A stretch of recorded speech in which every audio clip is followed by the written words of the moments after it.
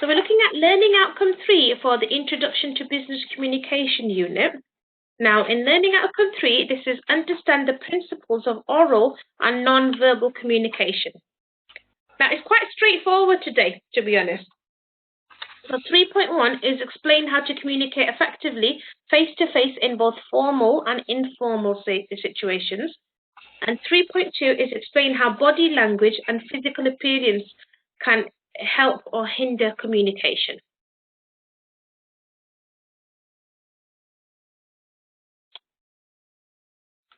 Put some slideshow there.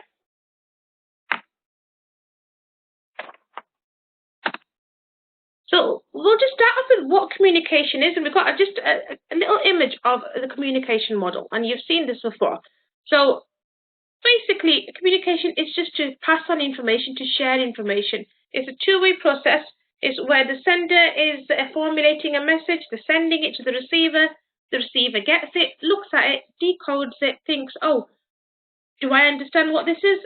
Puts a message back together, so they're getting feedback, and they're sending it back to the sender. So they might be confirming an appointment, or just letting someone know, yes, I understand this point, or I've done this work. Now,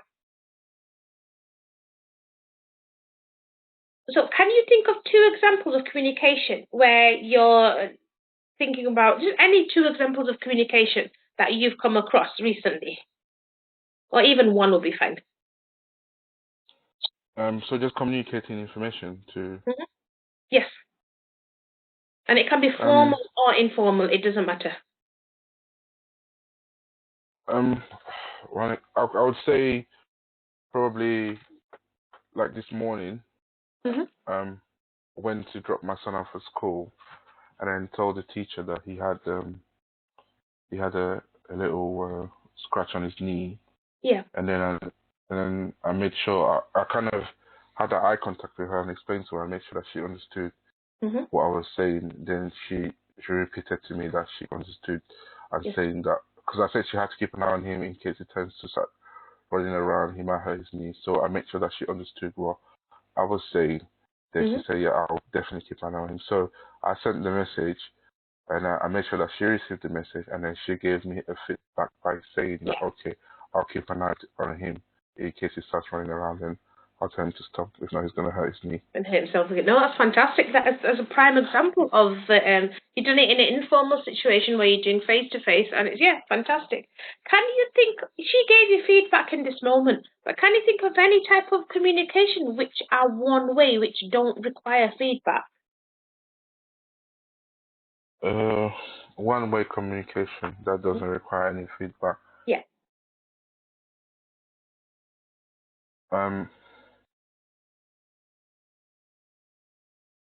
It's things I do every day, but it just slipped my mind now. Just keep. No, I know. I mean, I can give you an example. So maybe if there's a webinar or a conference where there's the speaker at the stage, now they're passing their message on to you, but they don't actually require you to respond to them. So that could be one type. Another type could be, say, for example, you've had a hospital visit, and you might get a letter in the post a few days later just confirming what had happened in that visit and what sort of services you went through. So they don't actually require any type of feedback at that moment. They're just telling you. It's just a statement, in other words. When you say feedback, is it feedback in terms of like me responding verbally, or just me doing something to react to what? Say, for example, if I went to the train station and then the guy who works at the train station says to everyone on the speaker, mind the gap. So he's actually saying to us, mind the gap. We don't necessarily need to say back to him that, oh, we minded the gap. We just need to just listen to what he's saying and then just react to it. Is that an example? That's right, yeah. So feedback, it doesn't have to be you physically writing something down or even talking back. It's anything that you do to respond to someone. So that's good. I like that announcement one. That is a good example. So in business, so communication for business, you actually carry out a lot of different tasks. You've got to communicate with lots of people. You're being very sociable. You're communicating constantly with a whole number of people. you're not just communicating with your colleagues, you're doing with your clients, maybe potential clients, shareholders, stakeholders. So there's a lot of people that you'll meet inside your business and also outside your business. So effective communication is essential to run a business smoothly. Can you tell me why do you think this might be essential to run a business smoothly? I think it's essential because you need to communicate properly and make sure that all the required information is correctly passed on to the next person, so they know that they've received. So you know that they've received this message, and then they'll act upon whatever they're doing. And then communication could be also necessary based on, I would say, the manner of communication is essential because you wouldn't communicate with different people. Every person that you communicate with, based on the relationship or the objective of what you're communicating, has to be sort of like a different style. And so to make sure that everything is understood, you need to use an effective manner of communication with given that circumstances or what that person is willing to hear, or the right body language. Or because, say for instance, the way I'll communicate at home with my son will be different from the way I'll communicate with his teacher, or if I went to do business with someone, I will communicate with that person. So it's based on the circumstances, the relationship, and generally relationships, circumstances, and whatever. Yeah. It's because you're adapting your communication for your audience at that moment. You're making sure that you're sharing information, but in a particular way that they can understand it. And you're making sure that they're actually understanding what they need to do or what needs to be done. So, yeah, you're 100% right. So, communication in business, as we know, can be formal or informal. So, like you've just said, very well, it depends on the relationship between the people you communicate. You've told me you're going to speak differently to your children. You're going to speak differently to their teachers. You'll speak differently to somebody who you're working with. Now, it really changes, doesn't it? So, and also, again, the reason for the communication, that it depends on that as well, and how you're going to communicate and why you're going to communicate. So, formal communications are normally there for important or serious matters, is where you need to keep a record of what has been communicated to each other. So you might have a meeting in that instance. Informal communications, they just happen between people on a regular basis. You might chat with each other sitting at your desks, or you might be sitting together in the lunchroom. So that's informal in that instance. And then choosing a communication method. There's lots of different ways that you can communicate, and there's a lot of different business decisions that need to be made. So you need to be able to find the right communication method. So I'm just going to go through here. So on these, we've got a few points on here. So feedback. So is there a response that needs to be done for the communication? Does it need to be an immediate response, or does it not bother how long it takes? So you'd either send a text message, an email, or a phone call to get consistent or feedback straight away, or you'd send a letter if you're not too minded about how fast or slow someone gets in touch with you.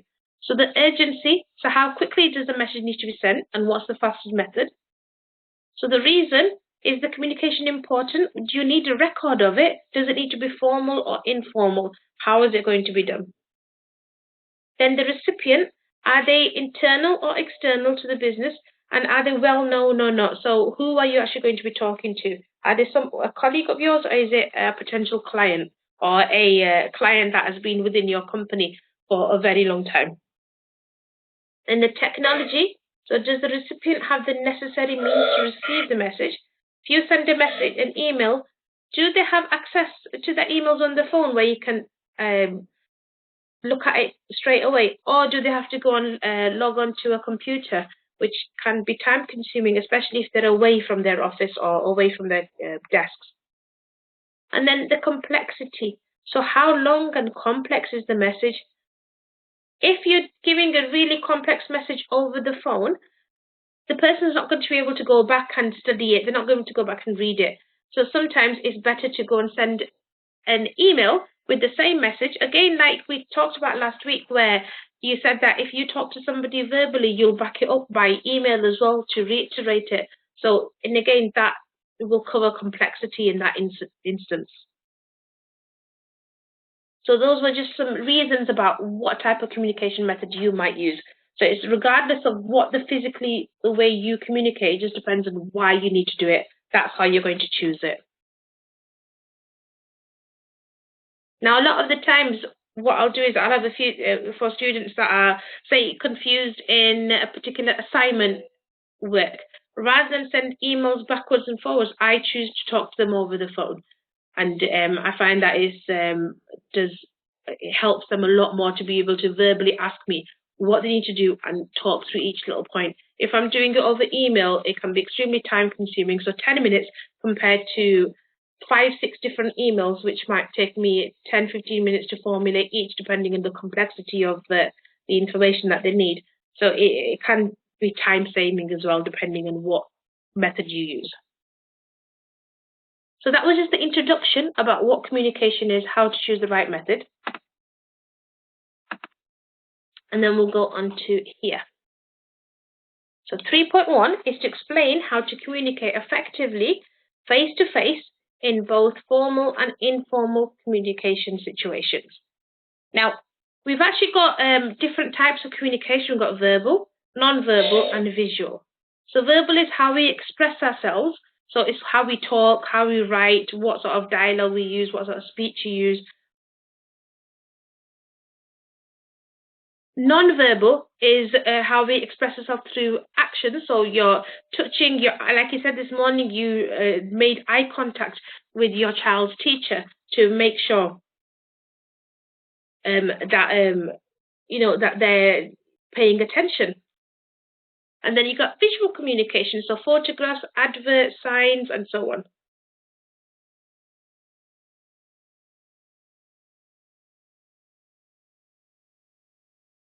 Just one moment.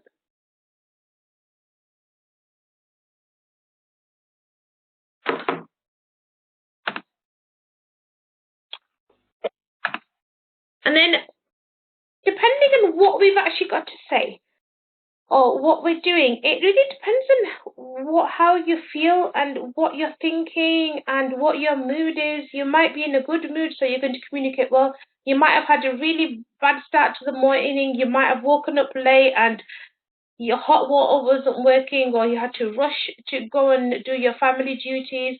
You might not be able to have a cup of tea or a hot drink in the morning. So a lot of things actually affect the way we feel and the way we talk to others. So if you're in a good mood, you might be smiling and, very happy to speak to each other.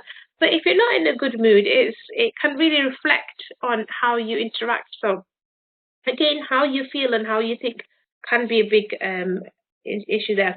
So whether or not it's intentional, we are always communicating with each other. You might be doing it as, you might yawn, and that's implying that you're tired or you're bored, or if you're sniffing your nose constantly, you might show that you've got a cold or that you're not feeling too great, or you might even be because you're upset. So a lot of things will affect the way you communicate, whether you realize it or not.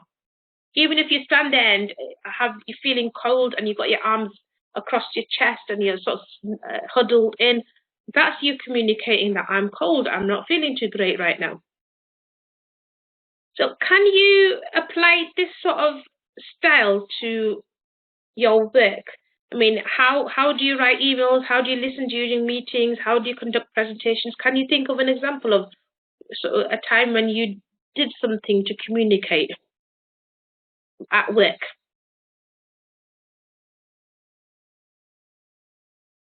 Can you give me an example, please? Then I'll be able to. For example, may I ask, do you work in an office-based place, or do you work on a shop floor? Which sort of environment do you work in? I've got office duties as well. Okay, so if you're in the office and if you've ever had to get in touch with somebody via phone call, how do you, what sort of, so depends, say, tell me the difference between you speaking to somebody that you're very familiar with, like a friendly colleague, and somebody that you've not really spoken, somebody in management in a formal situation?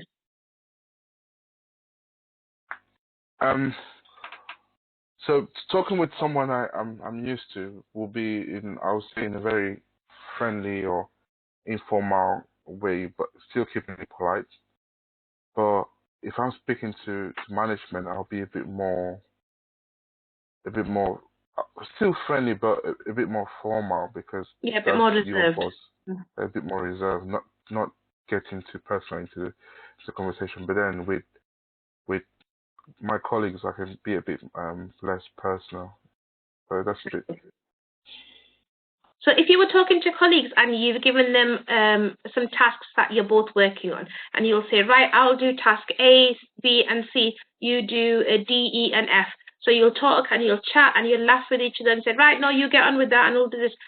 But so you've spoken to them informally, you've had a nice chat, you've delegated tasks between yourself. But when you actually write the email, you're not going to be in a laughy manner, are you? Or you'll probably write it out a bit more formal, won't you? And say, right, this is what we've, just to keep a written record of it. So you'll say, these are the following, these are tasks. These 3 tasks have been delegated to myself, and these 3 tasks have been delegated to, say, David, for example. And then you're being a little bit more formal because it's a recorded communication in that aspect. But again, with the way you spoke to that person would have been completely different tone to the tone of your email. Yeah, that's right. That's right. Yeah. That's right. So within this, one of your professional goals should be to foster your work relationships through effective communications. If your colleagues know you to be a good communicator, you're going to be pushed forward a lot more. You're going to have a lot of trust put into you, a lot of confidence put into you. You're going to be known as a person that can communicate effectively. Now, communicating doesn't mean you chatting constantly all day long. It means talking at the right moments and choosing the right methods. So you don't have to be the most chatty person around. Just need to be somebody who can communicate the messages in a adaptable way depending on who they're speaking to. So through practice, your communication will actually get stronger.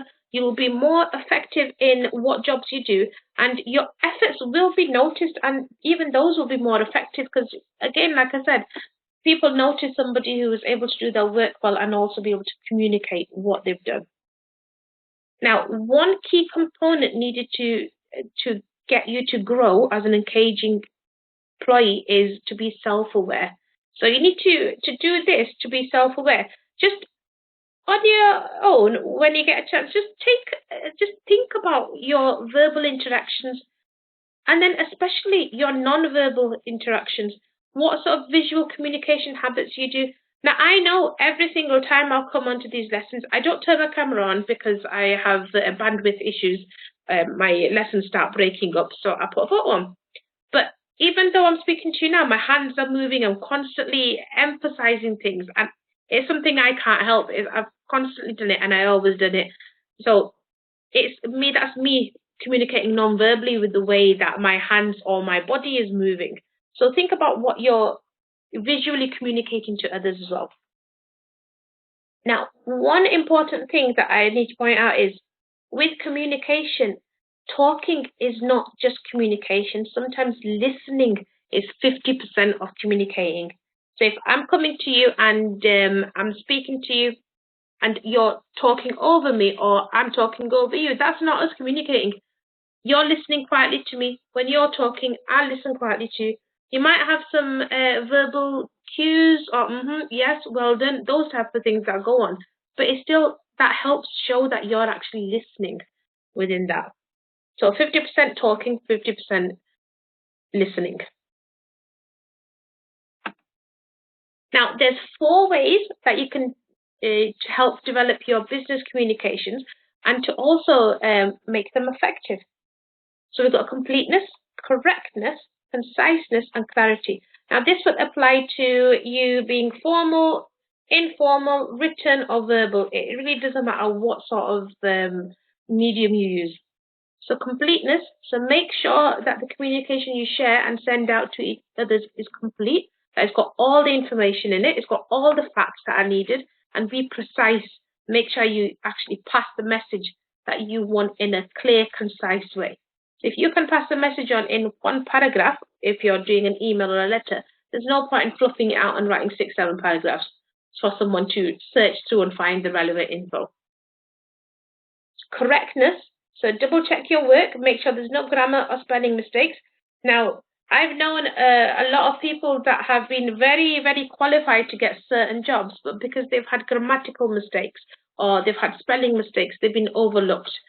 Because as you probably know, there's a lot of CVs will go out for, or a lot of applications will go out for one particular job. And if they're sifting through 50, 60 applications or 50, 60 things that they need to look through, they're going to look for any excuse to rule you out. So if you can't have, and it's the same thing in business, if I'm sending you an email that has got grammatical errors, or if I've written the same word twice, and sometimes it does happen if I'm doing something in a rush, where I'll probably not check what I'm writing, or I've got a spelling mistake, or I've written the same word twice, or I've got letters missing from some of my words, then you're not going to have any confidence in how I am, how I can teach you, or how I can help you. And it's the same thing for when you're going into business and speaking to your colleagues or your clients. And if you're using anything visual, like charts, graphs, or statistics, make sure the information you got on it is correct and updated. Then conciseness. So make your messages concise. Like I said, don't make them wordy. If you can put information in one paragraph, rather than put it into 6 paragraphs, no one's going to want to read something that big. Everyone's busy. So make it concise. Don't make it wordy. Use fewer words and just accurately convey your message without, using too less. Keep it just the right amount. And then clarity. Make sure that your message is crystal clear and that it's recommended to, it shares a specific piece of information and it will help to lessen any confusion. And then also use appropriate words and things that will actually describe what you're trying to say the best way. And then we come on to effective face-to-face communication. So this, again, is pretty simple and straightforward. Clear delivery of message from one person. Make sure it's appropriate. Make sure you're getting correct receipt and interpretation of it, by the second person. And it can be formal or informal. So if you were to speak to me now and give me information and I wasn't 100% sure what you said, or if I just want to confirm what you said, I would go about and say, okay, so what I understand is, and then I'd do a summary of what you said. And then you could say, yes, that's exactly what I meant, or no, this is what I'm trying to say. And you can clarify your point. So in that way, it helps you to make sure that you've got the message across and the person that you're speaking to actually understands. And then the last section for 3.1 is how to communicate effectively. This is what you would do with your body and your words. So facial expressions. So depending on what the situation is, you might want to smile or you might want to be sincere. If it's a serious situation, you sitting there smiling will look like, what's going on here? Do they understand what's going on? If you've got adopted a serious facial expression, that you're being sincere and you're focusing and listening, that might be more suitable. Your posture or your body language actually shows how you're communicating as well. If you're in a relaxed and open posture, you might seem a little bit too at ease. If you're standing or you're sitting upright or you're facing your audience, or if you've got your body turned away from the person that's speaking to you, but your face is looking at them, it shows that you're paying attention slightly, but you're a little bit disinterested, or you're just vying to get going. You don't want to be there. Maintain eye contact. It shows sincerity and truth, but make sure that it's not consistent eye contact. It needs to be slightly broken, because otherwise it can show attraction or it can show aggressiveness as well. It really depends on how someone construes what you're doing. Choose your words well. So depending on who you're talking to, like you said earlier very well, that you will adapt the way you talk depending on who you're talking to. So who is your audience? What is their ability and how are you going to talk to them? use appropriate words. Be audible. If you're mumbling or if you've got a habit of eating your words up, then the person that you're speaking to won't understand. So make sure that you're, saying everything clearly and concisely, and it can be heard. And then listen. So like I said earlier, communication is not just you talking or writing messages. It's about you listening to other people. So don't talk all the time. And then take a couple of seconds to reflect on what the person's saying to you and understand. A moment of silence isn't bad. You don't need to fill in every single gap of silence. So that was 3.1. Do you have any points you want to go over, Conrad? No, I'm fine. Brilliant. So we'll go on to 3.2. What I noticed is that a lot of the things that we're learning now are the things that when I tend to sort of like picture them in my head and all the ways I've been communicating with people, and I see that these are just the things that I've been doing. I'm not sure why I adopted that style of communicate. I've been adopting that style of communication, where I learned it from. But I noticed that what we learn here are the things that I've normally been doing in the past. Maybe doing on a normal basis, yeah. That's true, because like I said, it's something that you'll be, when you think about it, you don't think of these things, but when you actually go through these points, you're like, oh yeah, I do that. I do that automatically anyway. It's human nature. This is how we do. We adapt ourselves in general. We sort our body language out depending on where we are, what situation it is. It's something that happens naturally. And then if you can enhance it, it really helps you depending on what sort of work environment you're in. So 3.2 is explain how body language and physical appearance can help or hinder communication. So we've got non-verbal communication here.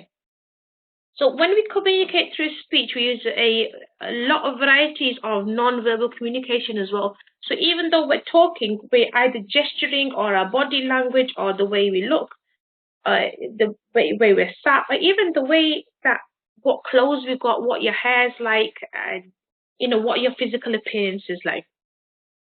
So an example of this is a person's behavior, appearance, and attitude send messages to people they interact with, and they show what they think and what they feel. So your whole overall demeanor actually is interpreted by somebody else.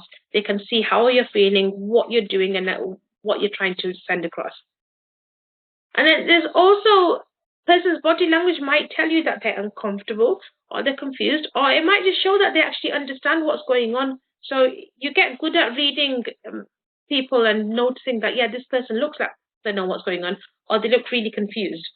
And then I might need to just explain a little bit more. So we've got this little table here of some non-verbal communication, what it is, what it involves, and some examples. So facial expressions, you know what that is you're using your face to express. You can do smiling, frowning, touch or contact, so physically touching someone.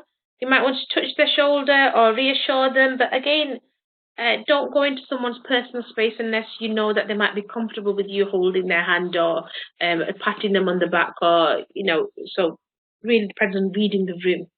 Gestures, so you might do hand gestures, thumbs up, or, just be shaking or in anger or frustration. And again, proximity, depending on how close you are, they might not feel happy with their personal space being invaded, or they might not like that, they might feel uncomfortable or threatened, or they might find it reassuring. So it really depends on you reading the situation. If it's somebody you've met, I'll give them a handshake, and then if that's, at the moment, obviously we're not doing that, but in the traditional way, you would just shook their hand and then that was it. You wouldn't do body contact. And then eye contact, you already know this. So if you're doing it for too long, it might show interest or attraction or hostility. And then if you're doing it short or broken eye contact, it can be nervousness, shyness, or mistrust. So it really depends on you leveling it out. Now, I'm not great at eye contact. I'm constantly up and down, because I don't find it comfortable looking into someone's eyes and speaking to them in that way. with adults. For when I was teaching children, I had no issue with it. So I think it just depends on what your confidence levels are and how comfortable you are maintaining eye contact with people. So your body language can also help or hinder the way you communicate. So it really depends on what you're actually doing at that moment.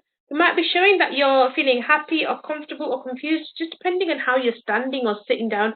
If you're slouched or you're, just looking slumped shoulders, it might show that you've not had a good night's sleep and that you just need some rest. If you're consistently fidgeting, it might show that you're nervous or confused. I remember even now when I used to do my GCSE science lessons, every single time I did not know what my science teacher was talking about. I'd sit there and I'd start colouring the little images on the book in.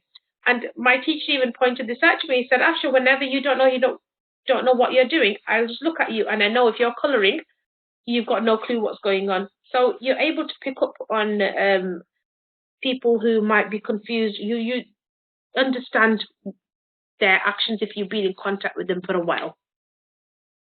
So again, eye contact comes into it quite a lot. It will show that if you're interested or ready to listen or you're just not bothered. Gestures will indicate you're interested, and also proximity will show reassurance, eagerness, or even aggression, like we said a few times. So when you're looking at physical appearance on here, so we talked about body language, but your physical appearance will actually help you or not help you with your communication. Now, physical appearance is actually known as non-verbal communication. It is you construing the way you are. So your characteristics will be put through. Your personality comes through the way you dress. You might be quirky, you might like colourful things, you might be quite conservative. I know I like a particular sense of dress style, and I love wearing cardigans. So I'm known as, there's a particular style that I've got. And you'll have a particular style that you'll adapt. But depending on where you're going and what situation is, your physical appearance will change. If you've got a very important meeting or if you're going to a job interview, you're going to want to look your best. Make sure your hair's all in place, you've got a nice suit and tie on, and that you're looking well groomed. But if you're just going into work, you might be okay with just wearing a shirt and tie and formal trousers, and you're not bothered about a jacket at that time. So if you had an important meeting and you showed up in a stained shirt or an untucked shirt with trainers and messy hair, it's going to show that you're not bothered. Now, I remember taking my eldest child to the hospital about 2 months ago. He had his appendix was an issue at that time. Now, I remember seeing a number of surgeons and a number of doctors at that time. I remember the head surgeon walked in, and he came in to assess my son to see how he was, and told me, yes, he does have his appendix, does need removing and stuff. But the only thing I remember right now from him, and even at that moment, the first thought was that his buttons were gaping and he had food-stained shirt on. And rather than even focusing on what he was saying, and even though he was the most senior person in that situation there, I had more trust in his junior member because his appearance was a lot more neater, and it was showing, it instilled confidence within that. So it really does, even though it's been a couple of months, I'm still remembering those images. So it really does show up on long-lasting effect that your image can have on someone. Yeah, it's they call it looking the part. Yeah, exactly, yes. So it depends on someone's going to feel like you're trustworthy or that you can be taken seriously. If compared to somebody who may not be as experienced as you, and they might have come in looking the part, they might feel, oh, this person's better at his job because he can do it better than them. Look at the way he's dressed. So if you're well groomed, if you're in clean, pressed clothes with polished shoes, you're making an effort, especially, I mean, everywhere to be honest, but especially in the business world where you're in a very high environment, it's in a very professional environment. It shows that you're making an effort and that you're trusted and you can instill confidence with the people that you're speaking to. So this was just 3.2 where we just looked at physical appearance and how it helps you and how it can hinder you as well, and also body language. Is there any questions you'd like to ask in regards to this? No. I think body language as well is very important because, say for example, I'm quite a big guy. I'm 6 foot and I'm quite big, and I'm a black guy, so I'm not. There's certain things that I wouldn't talk a certain way to some certain people because they feel intimidated. So I try to tone it down a little bit based on who I'm talking with. I might be able to talk a bit loudly or move a bit more when I'm with my friends or people that know me. But then if I'm with someone that I think they might be intimidated by my appearance, I'll tend to not come too close to them and then try to tone it down a little bit. Exactly. I mean, I understand what you're saying because I've got my older brother. He's quite tall, but he's also large in stature as well. He told me a time when it was raining, it was dark. I think it was around about the winter time. He had his hood on and he was walking to his car, and there was a woman getting into the car next to his. And she was getting into the passenger seat. He wanted to get into the driver's seat. He stopped and let her get in, but she turned around and she got really scared because he looked really intimidating. It was dark. He had his hood over his head. So, and he had to really reassure, oh, no, I'm just getting into my car. So what you're saying is exactly appearance can, depending. I don't even wear a hood on because I know what people think when they see. Even there's sometimes I'm walking on the street and someone is coming towards me and they see me and they go to the other side. I'm not bothered because I know like this is a normal thing to me. I'm not offended anymore because I know like this is normal. That's who I am and that's what people think about me.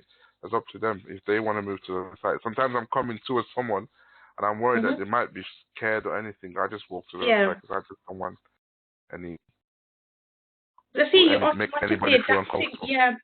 I mean, you're already automatically adapting the way, I mean, even like we said, the way you're walking and moving and adapting yourself, it shows that you're aware of situations around you and you can, change to affect those. Yeah, that's right. I'm going to stop the recording on here.